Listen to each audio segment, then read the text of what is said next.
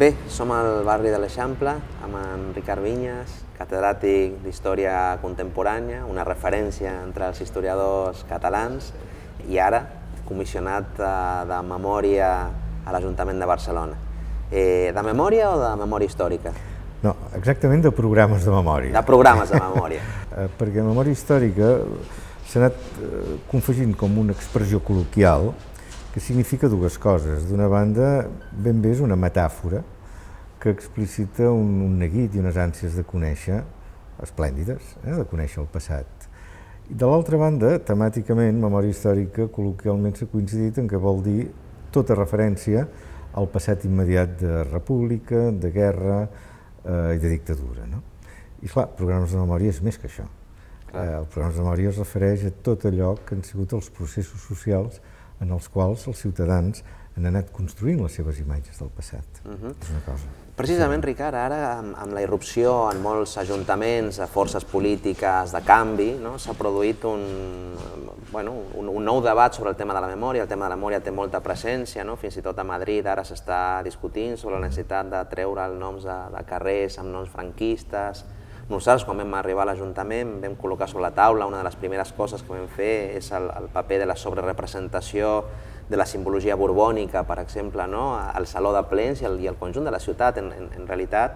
Però tu has parlat molt no només de les simbologies sobrerepresentades, sinó de les infrarepresentades, les que no hi són. Quines memòries hauria de recuperar Barcelona? Jo he parlat de la ciutat immoral, perquè justament el nom d'un carrer, una estàtua, un monument, el que expressa és un exemple que s'ha de seguir, per això s'ha posat el nom d'aquella persona, s'ha aixecat aquell monument. El problema de la nostra ciutat és que molts monuments que han representat les tradicions democràtiques radicals des del segle XIX fins ara, o bé no estan explicats, o bé simplement no hi són, o bé quan s'han reposat pels ajuntaments democràtics, per l'anterior Ajuntament Democràtic a la nostra ciutat, no han estat explicats què era allò.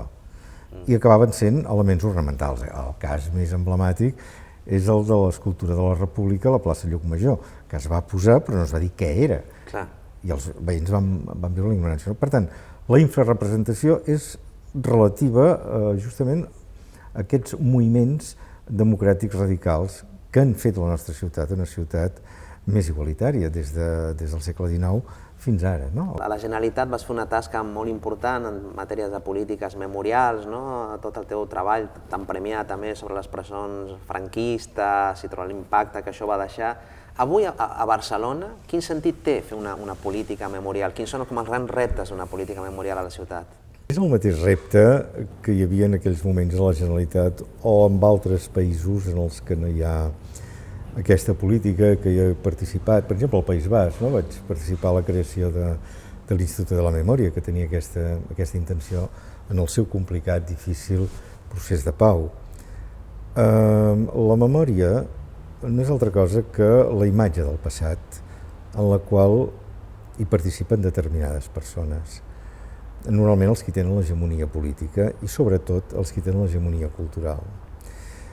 En la meva opinió, i sempre en els informes que he fet, i en el cas de Barcelona, és el que pensàvem aplicar tant amb l'anterior comissionat com jo mateix, és considerar que la memòria és un dret civil. I per tant la política que s'ha d'establir és una política garantista.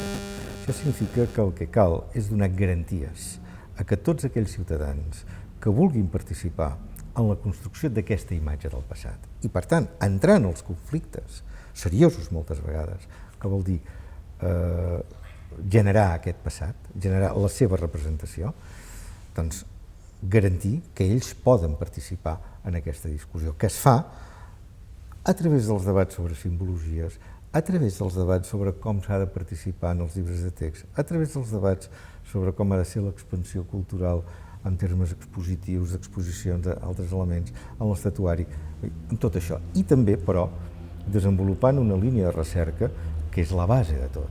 Una línia de recerca que la pretensió és que estudiï els processos socials en els quals es va construint aquesta imatge del passat.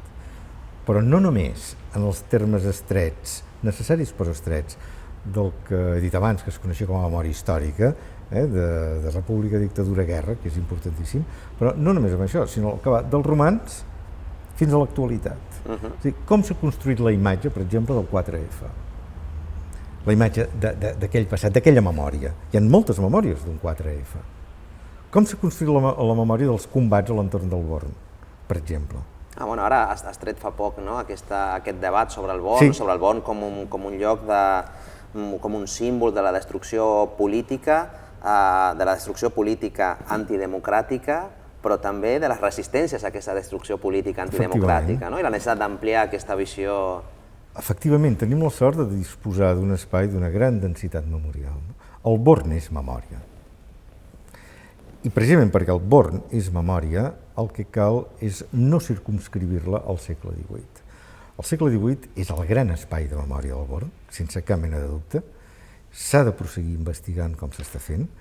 Allò ens explica 1714 i ens ho ha de seguir explicant perquè és un dels moments importants en els que s'inicia la persecució sistemàtica de la identitat dels catalans. Però és més que això també. És això i és més coses. El Born és un espai que ens explica per la seva naturalesa com, per causalitat política, un mal monarca va voler destruir projectes personals i projectes comunitaris en destruir les cases per garantir la seguretat de la ciutadella. Per tant, el Born el que ens està explicant aquells vestigis és la destrucció per causa política.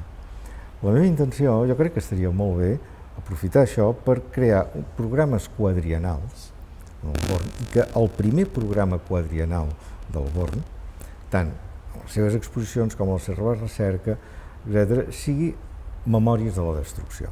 Ara, memòries de la destrucció significa també de com les classes populars han destruït els elements opressius.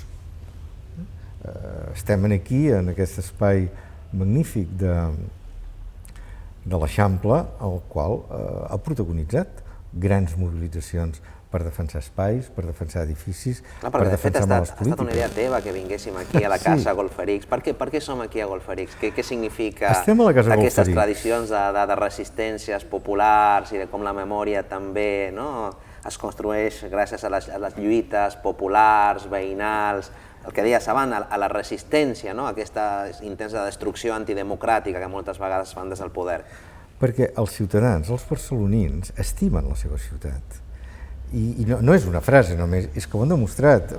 Jo he viscut als anys 70, van haver-hi mobilitzacions molt importants en plena dictadura de les associacions de veïns per defensar l'arquitectura bellíssima, preciosa del nostre modernisme, que els constructors especuladors amb l'empara dels ajuntaments corruptes, de Porcioles, etc., doncs volien tirar a terra. Les mobilitzacions veïnals van salvar aquest edifici de la Casa Golferics, que havia construït en Rubió, amb grans mobilitzacions. Fins i tot als anys 30 va haver un intent de convertir la Casa Golferics en una universitat popular. Ho dic perquè jo, per exemple, visc a prop de Sagrada Família, i allà de la Sedeta, que la Sedeta també era una fàbrica, i hi ha tota aquesta tradició obrera d'intentar convertir aquestes fàbriques en espais... És que amb això tornem amb el que és el que ha travessat el conjunt de la conversa, que és la potencialitat que ha tingut sempre aquest moviment democràtic radical de la nostra ciutat i que ha tingut un principi, és la convicció de que si volien sortir del pou només sortirien amb cultura.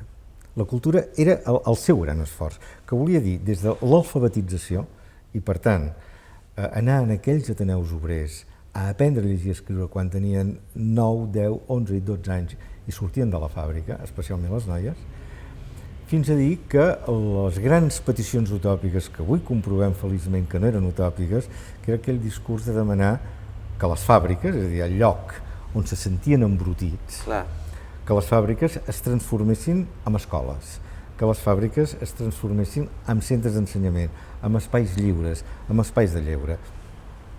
I veiem que ha estat així. Sí. Saps que tinc una foto allà a l'Ajuntament dels treballadors i treballadores de la Sedeta, que és molt interessant, on surt amb la cara molt seriosa la foto, o sigui, veus que no... Clar, i avui la Sedeta és una escola, un institut, és un espai de lleure, és un centre cívic, és a dir, s'ha aconseguit. Sí. Això ens mostra que es pot, i jo crec que tenim el deure de recuperar aquesta memòria de la radicalitat democràtica que s'ha expressat en tants i tants corrents. Sí, perquè a més, jo crec que amb la nostra ciutat estem en un punt, segons com estem enfocant les polítiques de memòria, que ens situa al mig d'un gran debat internacional, europeu i americà, que és el debat de considerar si la memòria ha de ser un deure o ha de ser un dret. Considerar la memòria com un deure, hi ha països que ho fan, hi ha corrents que ho fan, hem de pensar en primer lloc que ningú s'enganyi, té una base religiosa important. Recorda-ho tu i recorda-ho als altres tal com jo t'ho he explicat. Per tant, tu no reps un patrimoni, tu reps un mandat imperatiu que has de passar als altres tal com l'has rebut, no el pots modificar. Aquesta és la base religiosa. Però sobretot perquè considerar la memòria com un imperatiu moral ens porta a una política no garantista, sinó punitiva.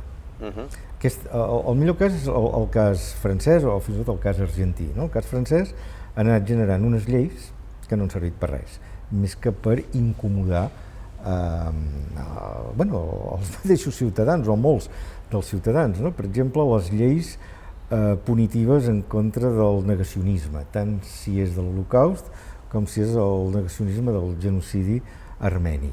Bé, hi ha aquestes lleis, però en canvi aquestes lleis aparentment no han tingut els resultats que s'esperava. Per què?